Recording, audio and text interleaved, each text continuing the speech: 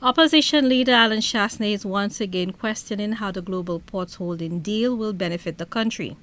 At a press conference earlier this week, he revealed that the government had increased its cruise passenger head tax from January 1, 2025, citing a notice from the Florida Caribbean Cruise Association to its member cruise lines. The letter indicated that the in-transit passenger fee had risen by 100% from $5 per passenger to $10. Additionally, the environmental levy had increased from $150 to $250. According to Chastanet, GPH would receive the bulk of this tax, and if the government had not made a deal with the port management company, this revenue would have benefited the country. With this increase in income, he believes the country could have performed its own port upgrades without the necessity for GPH. According to him, the government was advised against entering into the current agreement with GPH. It is my clear understanding, and I have evidence to substantiate that the Ministry of Finance, technical staff, advised the government not to do the deal with GPH. And that is when it was at $6.50. That's how much we were collecting before, $6.50. $1.50 was going to solid waste, $2.50 was going to SLASPA, and $2.50 was going to the government of St. Lucia. In fact, the Ministry of Finance said it would be better for the government of St. Lucia to forego its $2.50 and allow SLASPA to get $5, because with the $5, they could more than cover the cost of the loan, of the $18 million loan, and they would have had enough money over the years to do the development themselves. Let's understand, it is SLASPA who built Point Seraphin. It is the government of St. Lucia who built the Vendors Arcade. It is SLASPA who built Place Carénage. So there was nothing that's in this proposal that the government of St. Lucia, either through SLASPA or a different entity, has not done themselves. The opposition United Workers' Party, who had also been in talks with GPH before leaving office, has repeatedly criticized the deal with GPH, claiming it is unfavorable, accusing the SLP administration of selling the island's main seaport.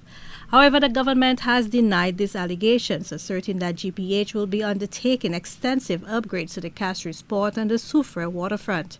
Additionally, GPH has eliminated a $20 million debt from SLASPA's books.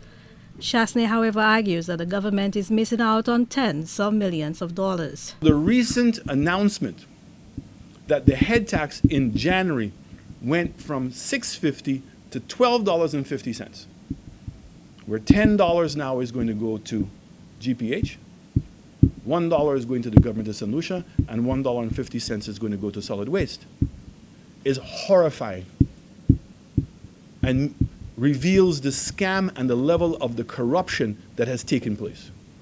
Why on earth, if the government of St. Lucia was prepared to go to $12.50, so imagine in that $12.50, the $1.50 for solid waste, government of St. Lucia could have still gotten its $2.50, and SLASPA would have gotten $9. So you're talking about, in 40 years' time, over $400 million US.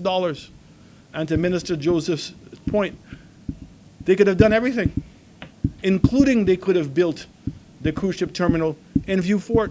The UWP has repeatedly called for details of the GPH agreement to be made public, pointing to early pronouncements by the Tourism and Investment Minister, Dr. Ernest Hilaire, that this would have been done once the agreement was settled.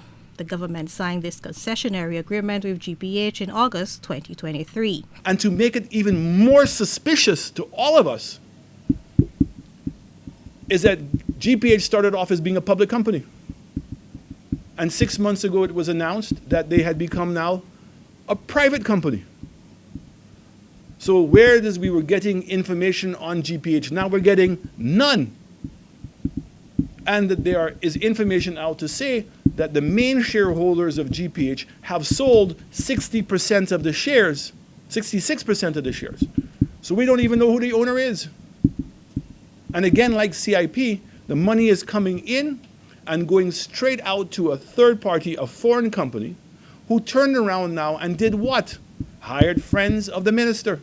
On April 30th, 2024, the St. Lucia Air and Seaports Authority, SLASPA, officially transferred the management of its cruise port operations to GPH.